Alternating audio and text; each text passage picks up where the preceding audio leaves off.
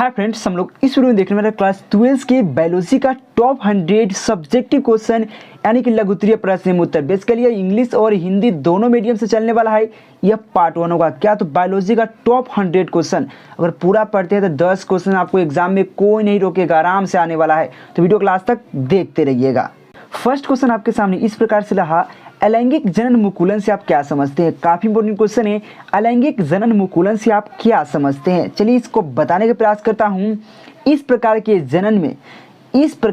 जनन में जनक के शरीर से, जनक जो मतलब बच्चा को पैदा करता है उसको जनक बोलते हैं। जनक के शरीर में कोई बल्ब सिरी की प्रवर्धक निकल आती है जिसे मुकुलन कहते हैं। देखिए बहुत छोटा डिफिनीशन है लेकिन पूरा एकदम सटीक डिफिनीशन है। कितना स्टूडेंट बोलते हैं कि सर इतना छोटा डिफिनीशन कैसे देगा 2 मार्क्स।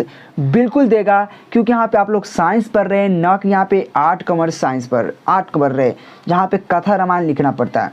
क्योंकि आपको साइंस पढ़ना है और साइंस में आपको पता है सटीक आंसर लिखना ज़रूरी है, ठीक ना। अलैंगिक जनन मुकुलन से आप क्या समझते हैं, तो इस प्रकार के जनक जो अलैंगिक जनन जो होता है जिसमें, तो इस प्रकार के जनन में जनक के शरीर में कोई बल्ब सिरी की प्रवर्धक निकल आती है जिसे मुकुलन कहते हैं। शायद इसमें कुछ समझने वाली बात नहीं है। यानी कि जो भी मुकुलन द्वारा जनन होता है ना, जिसमें जो भी शरीर हो, जो भी जीव हो जिसमें जनक मतलब मुकुलन द्वारा जनन होता है, मुकुलन द्वारा जिसमें जनन होता है ना, तो उसमें जनक के शरीर में क्या होता है, बल्ब सिरी की प्रवर्धक निकल आती है। क्या होता है, बल्ब सिरी की प्रवर्धक निकल आती है जिसे मुकुलन कहते हैं।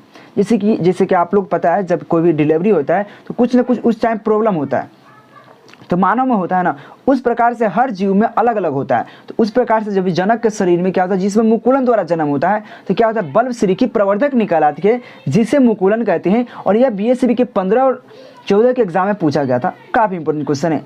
चलिए नेक्स्ट क्वेश्चन देख सकते हैं आप। 2 नंबर जो क्वेश्चन आपके सामने है, ये भी क्वेश्चन काफी इंपोर्टेंट क्वेश्चन है। क्वेश्चन क्या कहा, पुनः प्रवर्तता से आप क्या समझते हैं, इसका लाभ बताएं। तो पुनः प्रवर्तता से आप क्या समझते हैं, इसका लाभ बताना है। किस प्रकार से आपको बताना है, चलिए देखिए यहाँ पे। देखिए पुनः प्रवर्तता द्विलिंगी पुष्प में पर परागण के लिए एक स्थिति है, समझ सकते हैं। पुनः प्रवर्तता क्या है, द्विलिंगी पुष्प में क्या है, पर परागण के लिए एक स्थिति है। एक क्या है, स्थिति है, ठीक ना। एक स्थिति है जिसमें नर जनन भाग होता है, जो मेल जनन भाग होता है ना, मेल जनन भाग यानी कि नर जनन भाग मादा जनन भाग से बहुत पहले परिपक्व हो जाता है। देखिए समझने का प्रयास कीजिए, जो नर जनन भाग है ना, जो नर जनन भाग होता है ये, ठीक ना, वह मादा जनन भाग से बहुत पहले, यानी कि बहुत पहले, काफी पहले परिपक्व होकर पर परागण को परागकण को मुक्त कर पर परागण को उत्सर्जित करता है। क्या करता है, जो मादा जनन भाग होता है वह नर जनन भाग के बाद, यानी कि देखिए यहाँ पे उल्टा कहें, देखिए आपको समझाने का प्रयास करूँ। कभी कभी आप सोचिएगा सर क्या पढ़ दिए, पढ़े कुछ नहीं। हम बोले कि आप है कि पप्पा के बेटा है या आपके पप्पा, मतलब आप जो उनके पप्पा है, इस प्रकार से आप नहीं समझे ना। देखिए आपको समझे, आपका नाम रिया है, सपोज डेट आपके पापा का नाम कुछ भी हो सकता है, रामलाल है, ठीक है। तो आपको कोई क्या आपको क्या कहेगा, कोई रिया रामलाल का बेटी है। रिया क्या है, रामलाल की बेटी है। यह भी कह सकता है ना, रामलाल के बेटी रिया है, इस प्रकार से भी कह सकता है ना। तो उसी प्रकार से हम यहाँ पे कहें तो नर जनन भाग मादा जनन भाग से बहुत पहले परिपक्व होकर क्या होता है, परागकण को मुक्त कर स्वपरागण को उत्सर्जित करता है। यह काफी इंपोर्टेंट क्वेश्चन है। देखिए मैं फिर से समझाने का प्रयास करता हूँ। पुनः प्रवर्तता जो बेसिकली है, यह द्विलिंगी पुष्प में यह स्वपरागण के लिए एक स्थिति है, एक क्या है, स्थिति है, ठीक ना। जिसमें क्या होता है, नर जनन भाग जो होता है वो मादा जनन भाग से बहुत पहले परिपक्व होकर क्या करता है, वह परागकण को मुक्त करके परागकण को क्या रिलीज कर देता है, मुक्त कर देता है, ठीक ना। मुक्त करके क्या करता है, वह पर परागण को उत्सर्जित करता है। क्या करता है, वह पर परागण को उत्सर्जित करता है। यही पुनः प्रवर्तता कहलाता है। अगर लाभ की बात करें तो द्विलिंगी पुष्प में निषेचन जो होता है, स्वनिषेचन मतलब स्वयं अपने से निषेचन होता है ना, स्व मतलब स्वयं होता है अपना। तो देखिए द्विलिंगी पुष्प में स्वनिषेचन को रोकने के लिए या रोक कर विभिन्नता उत्पन्न किया जाता है पुनः प्रवर्तता से। तो यही उसका लाभ होता है। और यह क्वेश्चन 1998 और 2013 के एग्जाम में पूछा गया था। चलिए नेक्स्ट क्वेश्चन की बात कर लेता हूँ। नेक्स्ट क्वेश्चन आपके सामने है 3 नंबर जो क्वेश्चन आपके सामने देख सकते हैं, काफ़ी इंपॉर्टेंट क्वेश्चन है। क्या कहा, क्लाइनफिल्टर सिंड्रोम पर प्रकाश डाले। काफ़ी इंपॉर्टेंट क्वेश्चन है, क्लाइनफिल्टर सिंड्रोम पर प्रकाश डालना है। इस प्रकार से देखिए इसमें क्या होता है, एक जो होता है ना एक्स क्रोमोसोम का एक अतिरिक्त प्रतिलिपि होता है, और प्रतिलिपि मौजूद होने के कारण क्या होता है, वो 47 क्रोमोसोम हो जाता है, जिसमें हम लोग 44 तो पहले से जानते हैं, 44 गुणसूत्र होता है आपको पता है, जिसमें x प्लस वाई जुड़ जाता है, टोटल 47 हो जाता है। इसी लक्षण को हम लोग क्या कहते हैं, क्लाइनफिल्टर सिंड्रोम कहते हैं। चलिए देखते हैं यहाँ पे फुल डिफिनीशन क्या है। देखिए यह एक गुणसूत्री विकास है। क्या है, जो क्लाइनफिल्टर जो होता है सिंड्रोम जो है वह एक क्या है, एक गुणसूत्री विकास है। समझने का प्रयास कीजिए, यह एक गुणसूत्री विकास है। यह ट्राइसोम का एक उदाहरण है। क्या है, यह ट्राइसोमी का एक उदाहरण है। कौन, क्लाइनफिल्टर जो है बेसिकली क्या है, यहाँ पे ट्राइसोमी का एक एग्जाम्पल है, एक उदाहरण है। लेकिन इसमें क्या होता है, लिंक क्रोमोसोम, क्या लिंक क्रोमोसोम एक्स की एक अतिरिक्त प्रतिलिपि, यानी कि जो एक्स जो होता है, देखिए एक्स होता है, वाई होता है, आपको ही पता है। वाई डिफाइन करता है कि लड़का होगा लड़की होगा, या आपने बायोलॉजी में पढ़ा होगा पूरा मतलब पूरा आपको विस्तार से, नहीं पढ़ा है तो कोई बात नहीं, ऐसे गर्ल्स लोग अच्छी तरह से जानती है, ठीक ना। इसमें क्या है, यह एक गुणसूत्री विकास है। कौन, तो क्लाइनफिल्टर जो सिंड्रोम होता है एक बेसिकली गुणसूत्री विकास है, और यह ट्राइसोमी का एक एग्जाम्पल है, एक उदाहरण है, समझ रहे हैं। लेकिन इसमें क्या होता है, लेकिन लिंग क्रोमोसोम में एक्स की एक अतिरिक्त मतलब एक ज़्यादा अतिरिक्त प्रतिलिपि मौजूद होने के चलते या होने के कारण मानव कोशिका में 47 क्रोमोसोम यानी कि 44 प्लस एक्स वाई हो जाता है। यही होता है, 44 प्लस एक्स वाई हो जाता है। यह लक्षण पुरुषों में पाया जाता है। जो पुरुष होता है ना, मेल जो होता है उसमें पाया जाता है। जो देखने में सामान्य लगता है वो सिंपल लगता है, और इसी को कहते हैं हम लोग क्या, क्लाइनफिल्टर सिंड्रोम। और इस पर थोड़ा उसके बारे में आपको बताना था, क्लाइनफिल्टर सिंड्रोम क्या है बेसिकली, इसके बारे में बताना था। तो सिंपल ये कह सकते हैं कि यह एक गुणसूत्री विकास है। इसमें ट्राइसोमी का एक उदाहरण है, लेकिन इसमें लिंग यानी कि लिंक क्रोमोसोम एक्स की एक अतिरिक्त प्रतिलिपि मौजूद होने के कारण या होने के चलते मानव कोशिकाओं में 47 क्रोमोसोम हो जाता है। यह लक्षण पुरुषों में पाया जाता है, जो देखने में सिंपल और सामान्य लगता है। इस प्रकार से लिख सकते हैं। यह क्वेश्चन 2013, 2018, 2019 के एग्जाम पूछा गया था, और काफ़ी इंपॉर्टेंट क्वेश्चन है।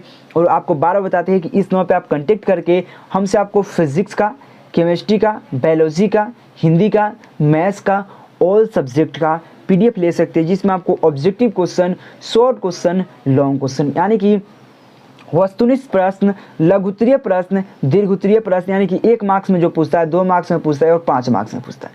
टोटल क्वेश्चन जो मोस्ट इंपॉर्टेंट क्वेश्चन होता है ना, वो आपको दिया जाता है व्हाट्सएप के माध्यम से, और आपका व्हाट्सएप नंबर ग्रुप में ऐड कर दिया जाता है। बॉयज़ ग्रुप अलग, गर्ल्स ग्रुप अलग चलता है, लेकिन उसके लिए थोड़ा सा फी लगता है। तो इस बार एक बार कंटेक्ट करके आप बात कर सकते हैं डायरेक्ट हमसे, तो आप जरूर एक बार कंटेक्ट कीजिए।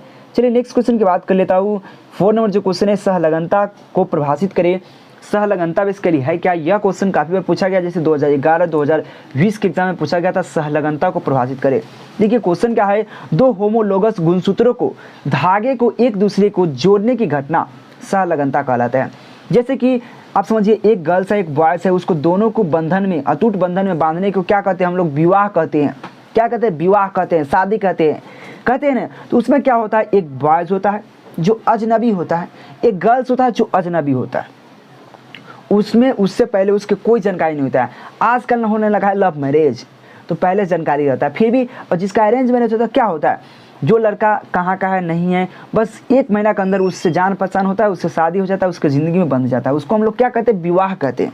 तो यहाँ पे सहलगनता क्या है इसके लिए, तो 2 होमोलोगस गुणसूत्रों के धागों को एक दूसरे के साथ जोड़ने की घटना, एक दूसरे के साथ कंबाइंड करने की घटना, जो कॉम्बिनेशन कर रहे हैं उसके साथ जोड़ रहे हैं, कंबाइंड कर रहे हैं, जोड़ने की जो घटना होता है उसको सहलगनता कहते हैं। जैसे हमको बताएं, एक बॉयज़ और एक गर्ल्स के बीच जो अटूट बंधन, जो शादी का बंधन होता है, उसको हम लोग क्या कहते हैं, शादी कहते हैं, विवाह कहते हैं।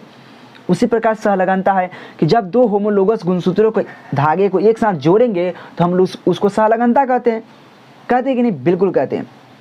जैसे कि आपको देखिएगा, चावल में हम लोग क्या करते हैं, पानी डालते हैं तो क्या बनता है, भात बनता है। भात समझ गए? भात।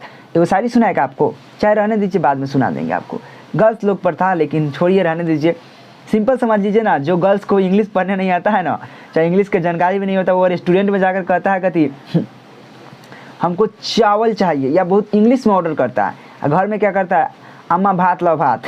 समझ रहे हैं? हमको याद आ गया थोड़ा सा, वही बात है। तो सहलगनता क्या है? इसके लिए दो होमोलोगस गुणसूत्रों को जो एक साथ जोड़ने की जो घटना होता है उसको सहलगनता कहते हैं। और यह क्वेश्चन 2011-2020 के एग्जाम पूछा गया है, इसलिए आप चैनल को सब्सक्राइब कर लीजिए, बेल आइकन दबा लीजिए, साथ में टेलीग्राम ग्रुप ज्वाइन कर लीजिए, लिंक डिस्क्रिप्शन में है, वहाँ पे बिल्कुल फ्री सब चीज़ होता है, तो टेलीग्राम ज्वाइन करना आवश्यक है। वहाँ पे टेस्ट क्यूज चलता है, सबसे पहले आपको इन्फॉर्मेशन वहीं पे दिया जाता है, तो जाइए। और व्हाट्सएप ग्रुप ज्वाइन करने के लिए आपको PDF परचेज करना होगा, जो इस नंबर पर कॉन्टैक्ट कर सकते हैं। 5 नंबर जो क्वेश्चन है, अनुकूलन क्या है, इसका वर्णन। अनुकूलन क्या है? अनुकूलन जैसे कि कहते नहीं है कि जिसका मतलब परिस्थिति, कल्चर, जैसे कि आप जैसा अनुकूलन में रहिएगा ना, जैसा वातावरण में रहिएगा ना, वैसा ही बन जाइएगा, उसी को अनुकूलन कहते हैं। अनुकूलन मतलब जिसके मतलब वैसा ही बनकर रहना, जैसे जैसा आप जाइएगा, जैसा देश वैसा भेष, आपने तो सुना होगा, जैसा देश वैसा भेष, ठीक ना? ऐसा तो आपने सुना ही होगा, वही बात है यहाँ पे, समझ सकते हैं। अनुकूलन क्या है? देखिए, सफलतापूर्वक जीवित रहने, सफलतापूर्वक यानी कि अपना सफलता से जीवित रहना, सक्सेसफुल जीवित रहना, तथा प्रजनन हेतु किसी जीवधारी को अपने वातावरण के अनुरूप या अनुकूल ढलना ही अनुकूलन कहलाता है। बात सही है कि सफलतापूर्वक रहना यानी कि खुशी से रहना, जीवों का प्रजनन करना हेतु किसी जीवधारी को अपनी अनुकूलन हेतु, जैसे आप बताइए जहाँ पे दिन या ठंड पड़ रही है तो उसके अनुकूल आपको ढलना पड़ेगा। ऐसा नहीं कि वहाँ पे गर्मी आने वाली है। जैसे आप लोग, हम लोग है तो हम लोग को पता है कि 3 सीजन पड़ता है, 3 हम लोग को मतलब समर आता है, जैसे कि गर्मी हुआ, बरसात हुआ और ठंडा हुआ, ये 3 हुआ तो हम लोग को पता है। जहाँ पे ओनली गर्मी पड़ता है तो उसके लिए तो ठंडा क्या है उसको पता नहीं, तो वही बात होता है, उसके अनुरूप वहाँ पे ढलना पड़ता है। तो ठंडा होगा तो उस प्रकार से वहाँ पे घर बनाया जाएगा, उस प्रकार से वहाँ पे डिजाइन किया जाएगा कि केवल ठंडा का रोक पाए। और यहाँ पे इस प्रकार से बनाया जाता है, गर्मी भी ना पड़े, ठंडा भी ना लगे, समझ रहे हैं ना? वही होता है, तो यह बात ज़रूर ध्यान रखिएगा इस बात को। तो अनुकूलन क्या है? सफलतापूर्वक क्या करना होता है? रहने हेतु, प्रजनन करने हेतु किसी जीवधारी को अपने वातावरण के अनुकूल ढलना ही क्या कहलाता है? अनुकूलन कहलाता है। थोड़ा बताते हैं आपको यहाँ पे, परंतु अनुकूलकता का प्रयोग किसी ऐसे लक्षण के लिए किया जाता है, जो अनुकूलकता होता है ना, उसका प्रयोग किसी ऐसे जीव, ऐसे लक्षण के लिए किया जाता है, या लक्षण के लिए भी किया जाता है जो उसी जीवधारी को अपने पर्यावरण के अनुकूल बढ़ाने में मदद करता है। देखिए बात सही है, कभी कभी देखिएगा पर्यावरण और अनुकूलन पर भी डिपेंड करता है बच्चा कैसा होगा। और कभी कभी देखिएगा ठंड के मौसम में और गर्मी के मौसम में अगर कुछ चीज़ होता है बच्चा तो बहुत ज़्यादा कष्ट होता है, शायद ठंडा के दिन में जल्दी हो जाता होगा।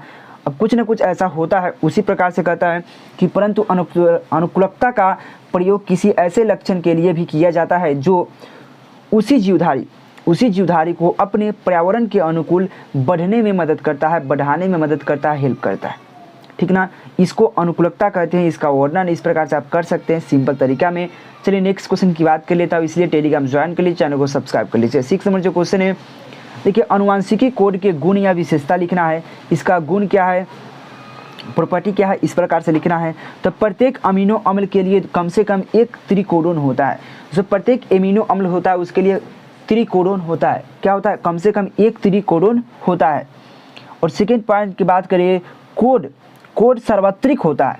कोड जो होता है सार्वत्रिक होता है, अर्थात सभी जीवधारी के लिए सामान्य होता है। जो होता है ना सार्वत्रिक, जो आपने आपको पढ़ा है इससे पहले, ओ ग्रुप आपको पढ़ा है, बी जो आपको बी पॉजिटिव होता है, ए पॉजिटिव होता है। ब्लड ग्रुप जो होता है ना, तो सार्वत्रिक ब्लड ग्रुप क्या है? ओ ग्रुप जो होता है, यानी कि वो किसी को डोनेट कर सकता है, वह दुनिया में किसी व्यक्ति को दे सकता है। उसी प्रकार से सार्वत्रिक मतलब वो सभी के लिए समान है, सभी के लिए, उसमें कोई डिफरेंस नहीं है, सभी के लिए भेदभाव कोई नहीं है, ठीक ना?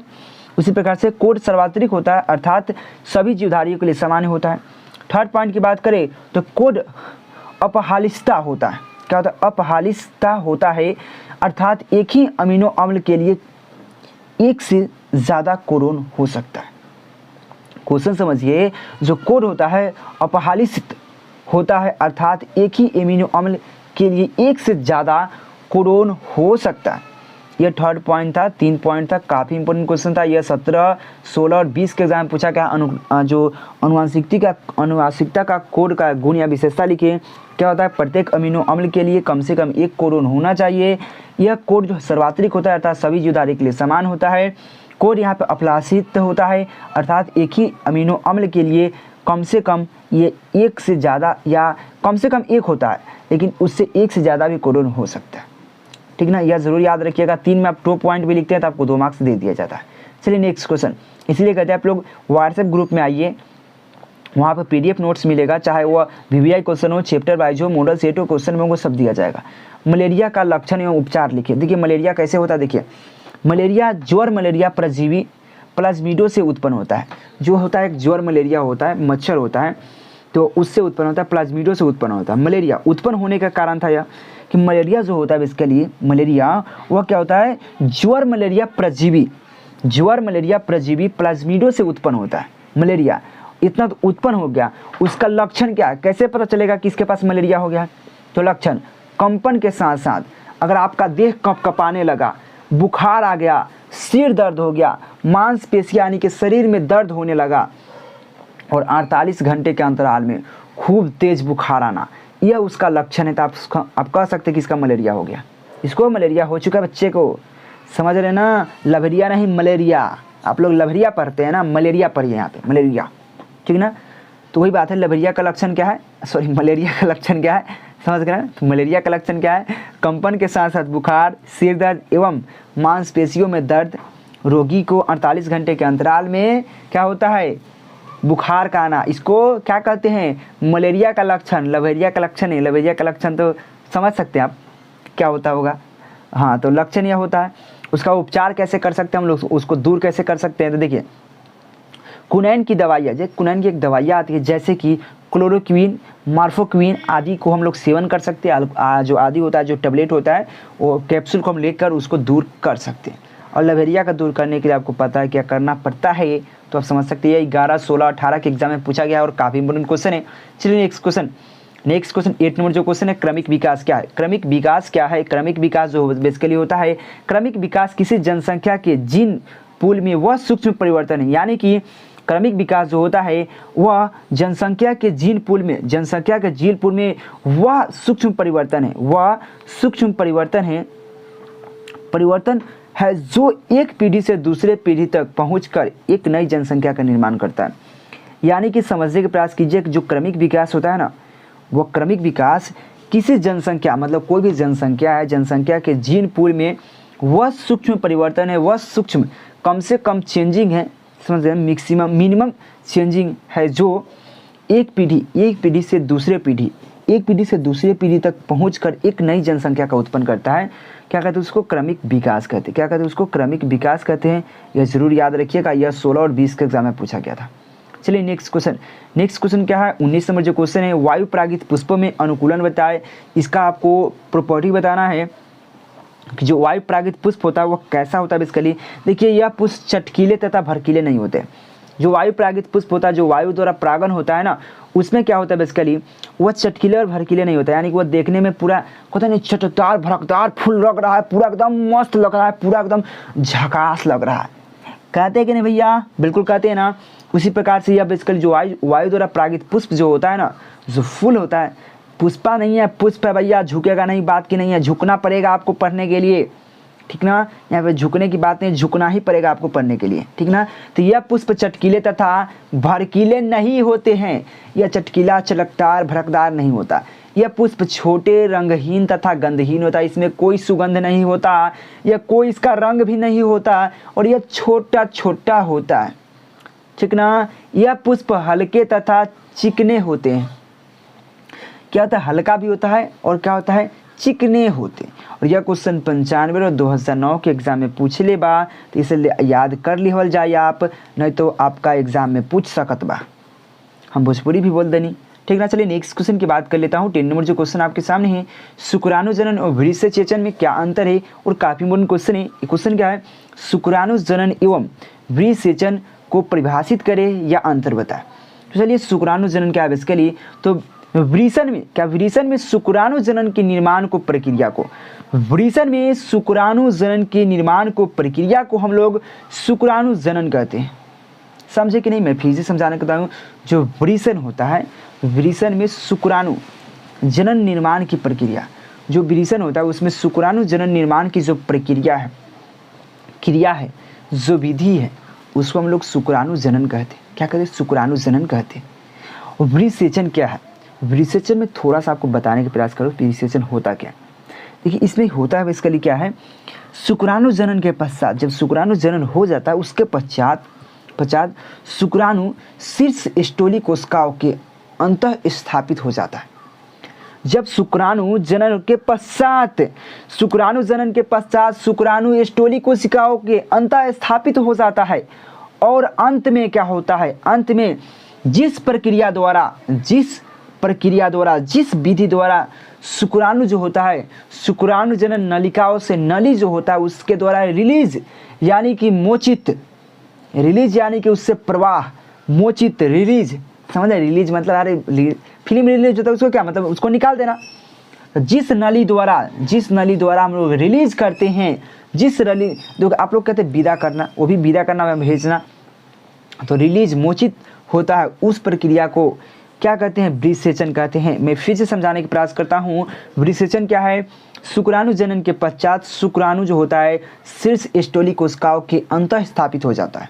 और अंत में क्या होता है, जिस प्रक्रिया द्वारा शुक्राणु जो होता है शुक्राणु जनन नलिकाओं से मोचित होता है या रिलीज होता है, इस प्रक्रिया को वृषसेचन कहते हैं। और शुक्राणु जनन क्या है, तो जो वृषण है ना, वृषण में शुक्राणु जनन निर्माण की प्रक्रिया को ही क्या कहते हैं? शुक्राणु जनन कहते हैं। और यह क्वेश्चन 2016, 2017 और 2020 के एग्जाम में पूछा गया, इसीलिए बार बार बोलते हैं आपको कि आपको पीडीएफ नोट्स लेना बहुत ज़रूरी है। पीडीएफ में क्या मिलता है आपको objective question, short question, long question सब मिलता है। अगर उसको पढ़ते हैं, जो मोस्ट इंपॉर्टेंट होता है एग्जाम में भी उससे काफ़ी इंपॉर्टेंट होता है। और मेरा क्वेश्चन ऐसा हो ही नहीं सकता कि 80+% नहीं लड़े, हर बार आता ही आता है।